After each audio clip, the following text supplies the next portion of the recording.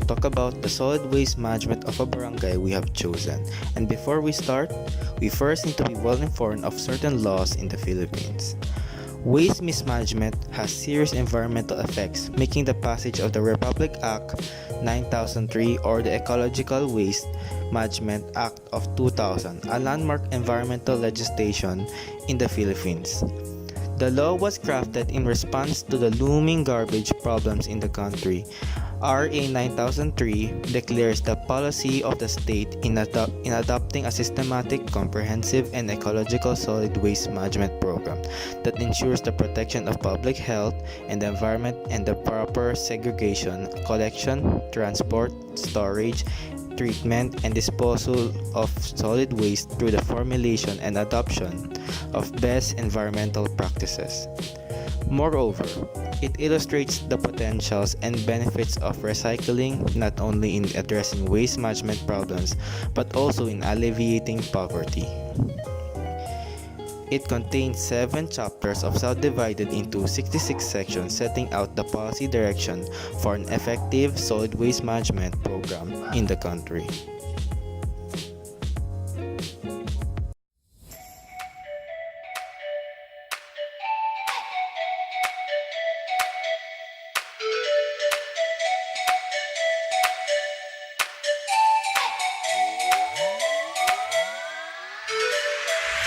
We have traveled to Quezon City to go to a barangay of our fellow member and ask a barangay official about how they handle the solid waste management in their community.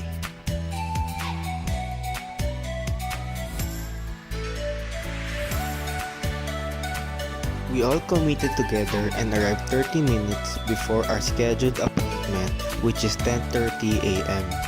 We all waited outside for the time being before going inside the barangay hall.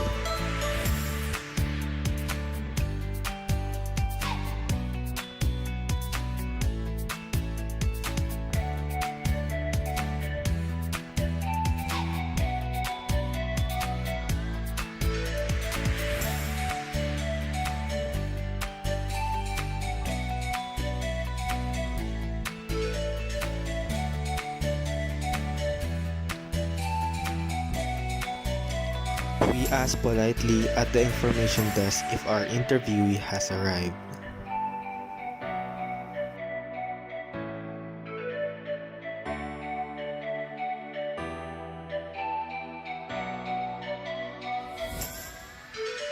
We all went upstairs and entered the room properly.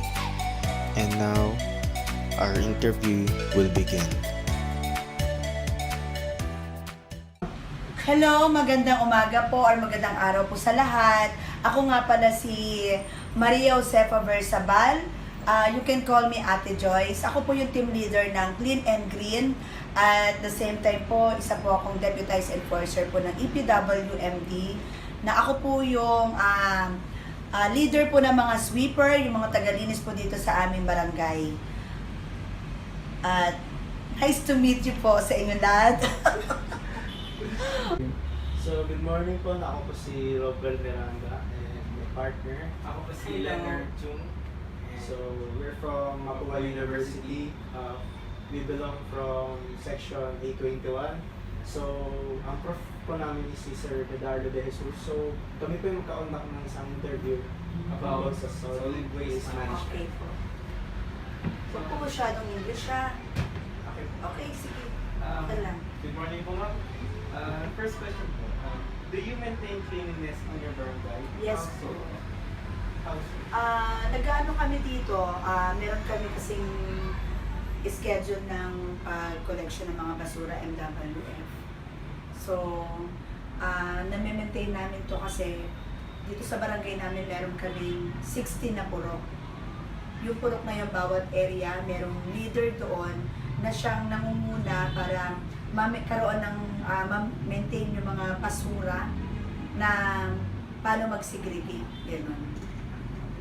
Okay, next question po, ma'am. So, how do you dispose your garbage? Paano po ba yung magiging proseso ng barangay po natin? Kung paano po natin i-collect yung mga bawat basura? So, per district po sa isang Dito naman, hindi naman district, sa ano kami, barangay lang talaga namin. Yun nga, yung nabanggit ko kanina, meron tayong 3. Pagka Monday tsaka Friday, ayun po yung mga nabubulok. Pagka Miyerkules po naman, ayun po yung hindi nabubulok. So, yung mga kada puro, dahil may mga leader tayo, sila yung tumutulong sa mga garbage collector na pagka may dumating na truck ng basura, sila yung nangunguna na disiplinahin yung mga tao kung ano yung tamang basura na itatapon sa araw na yun. Hinihiwalay niyo ba yung garbage mo? Mayroon pa rin biodegradable, non-biodegradable na gagawa niyo pa ba yun? Yes, kasi kami dito, meron kaming 27 na street sweeper. So itong 27 na to, sila din yung nagiging guide pagka merong tayo garbage collection day. Sila yung nagano sa mga bawat purok. Tapos namin yung sa segregation, yung since may mga sweeper tayo, bawat area or may madaanan sila dyan, pag nakita nila na pwede pang ikalakal yon, kinukuha nila yon. Tapos meron po kaming MRF. Meron po kami dito dito lang din sa barangay namin, yung MRF. Doon namin tinatambak yung mga pwede pang gamitin at pagkakitaan. So ma'am, paano po natin may sosolve yung problema ng kagaya na po tamak na po yung mga basura sa bawat sulungpitan na po? Paano po natin sila magagawa ng solusyon at magawa ng paraan? Ayun, kasi dahil na rin sa mga yung MRF namin, nababawasan, nalilesen yung mga basura.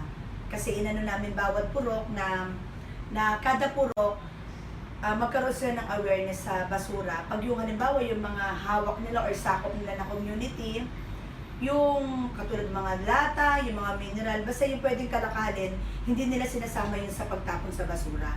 Para nalilesen natin, nare-reduce yung basura na nakokolekt ng ating garbage truck. Tapos yun, iipunin ng bawat purok. Tapos, tsaka naman nila ngayon na dadalhin sa barangay para palit groceries. Ganun. Ano po yung mga platform na in-implement niyo po sa inyong komunidad? Sa basura. Para sa basura? Ayun, isa na rin yun. Tsaka kami kasi, tao dito sa barangay, meron kasi kaming kasama ako doon, na meron kaming mga enforcement, deputized enforcer, na pag yung may mga ganun na basura, mga illegal na pagtapon, illegal dumpling, tinitikita namin yun. Or binibigyan namin sila ng NOV kung magano sila ng notice of violation yun, kung mabili na sila sa community or magbabayad sila. Ganun. Okay po. Di ba nga po yung nabanggit niyo po na meron po kayong sinusundan na patakaran po, no? Nasusundan po ba ito ng mga karamihan? Kasi alam naman po natin na yun nga po may mga illegal. So, meron pa rin po mga matitigas yung ulo po, no? Siguro po sa 100%, siguro nasa 70% pa lang kami. So, meron tayo na 30%. So, pero malaking na rin yun. Points na rin na meron 30% na lang na dapat na i-disiplina. Kasi kahit saan naman lugar, hindi nagiging 100% pagdating sa pagdisiplina eh. Meron talaga, hindi kasi para yung sistema tsaka yung mentalidad ng tao.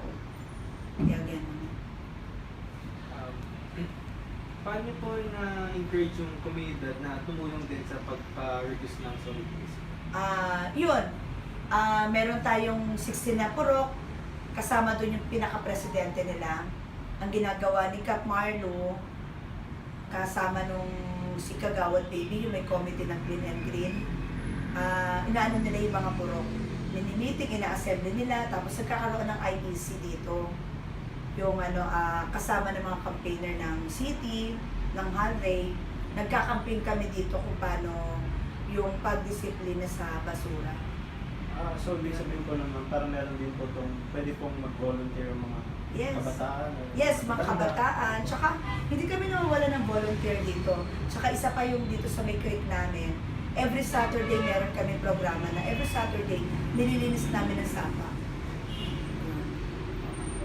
Sa pag-attend ko kasi kami, kasama nung may committee ni Kagawad Baby, sa pag-attend namin ng mga orientation, seminar, assembly sa City Hall, kasi doon, up to date kasi yung EPWMD na mag-report bawat barangay.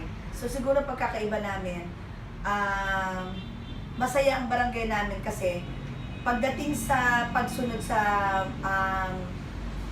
tawag na sa DILG kasi yun nga yung sakri, isang mandatory kasi ng DILG na every Saturday lilinisan ng creek. Kami yung number 1 na nakakasunod na magpasa kami ng mga requirements. So yun, kami yung up to date at saka kami yung number 1 na wala kaming absent. Yun ang pagkakaiba. Siguro meron din kanya-kanyang bawat barangay na mga talento ng mga residente at saka kapitan, mga council, pero syempre iba-iba. Syempre mas itataas ko yung barangay namin. Yun.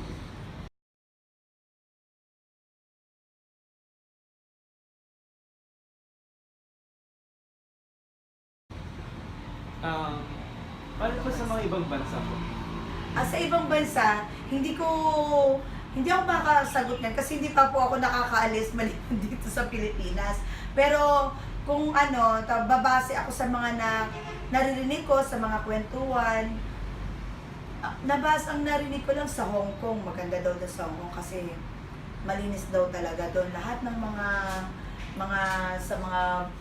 mga daanan dyan, mga street, malinis daw talaga, wala daw kayo makikitang mga kalat-kalat. Yun ang narinig ko. Hindi ko alam kung tama na dito naman sa atin, hindi naman natin pwedeng, kung totoo yun, hindi natin pwedeng ihalin tulad ng Pilipinas kasi aminin na natin na hindi gano'n ang Pilipinas. Hindi naman sa dinadaw natin ang Pilipinas, pero doon lang tayo sa realidad. Diba na ang mga Pilipino, kahit alam na nila yung batas or ordinansa, matigas pa rin ang mga ulo ng Pilipino. Yun. Yun? Okay. So, thank you po. Ayun, Ma'am, sige. sa pag-interview po namin. Salamat. It's a pleasure po na kami po yung nasa iwan. Thank you Kaya din. din dito. Sige. Thank you po, ma'am. Salamat! Babait ninyo. Thank you. After the interview, we have contacted a relative of one of our members and we would like to interview them about their solid waste management of their community to see the difference between ours. The interviewer will be Mr. Romuel.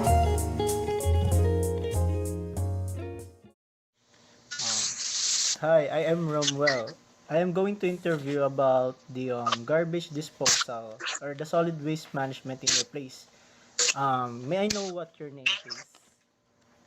My name is Rose Brown and I live in Germantown, Maryland, and I've been here for 10 years. I will discuss about how our waste management disposal is being done in our home. So we have a scheduled time for pickup, like during the week, they pick up like Monday and Tuesday, and they are being recycled, and so our garbage are being separated from the garbage itself, and then the recycled one. So this waste materials has been being disposed through a dumpster, and the pickup truck will come by, and they have to pick up the garbage, and if the garbages are not being sold out or being sorted out, the right thing is supposed to be done, then it will not be picked up. And it's very challenging because the garbages that are being picked up are like, they have a lot of stuff they have to pick up during the week. So if there are some instances that there is like snowing or there is a calamity going on, they were not able to pick up the garbage. So we just have to kind of like wait for the next day it to be picked up. Okay. How about in your work? In the workplace, I am a nurse and I work in a tertiary hospital. So we have a separate waste materials that if you're in a tertiary hospital, you have lots of, mean to say, you segregate and the waste disposal, because there's like biohazard, which contains sharps and soiled needles. And then the other one is the red bag, which contains blood products and some fluids from patients. And then the other ones are the chemotherapy hazard, biohazard materials from the drugs and the pharmacy. So we have several kinds of disposing of how to dispose the waste products from the hospital. So it's always, we have a separate container that we do. We train people to be more proactive about following the regulations and the policies of the hospital of how to do proper disposing of all these waste materials. Okay. Thank you very much for the information and okay. Okay, I hope I can help you out with all this information, and it's just that a matter of meaning to say we have to be very, very careful, because these waste materials are we have to take care of our environment. So it is very important that we do it right. We follow what is supposed to be done. So that's what we've been doing. So I hope I can help you out with all this information. Okay. And thank you. Okay, thank you, Ms. Brown. Okay. You're welcome. Thanks. So after 2 interviews of 2 different communities of hearing their solid waste management, we can say that it is even more important to be considerate about how well individuals take care of the planet. Land is limited, resources are limited, and the health of the planet can only be hurt to a limited extent. Landfills and recycling can only temporarily mitigate the immediate consequence of this large waste production. However, if the problem of municipal solid waste is truly addressed, the root of the issue must be looked at first. If less waste is generated in the first place, the challenge of finding environmentally feasible ways of disposing waste will be very much easier. That's all. Thank you. So, hey guys, so we're finished. Yeah, interview is done. Interview's done. So yun guys, tapos na aming interview. Wala na akong pao na pag-black. Yes! So now, what can you say? What can you say? What can I say is that we're finished. Wala kami atong pagin. Dapat tong pier na to matapos na yan lahat ng yan. Yes, okay na. Uno, sir, ha?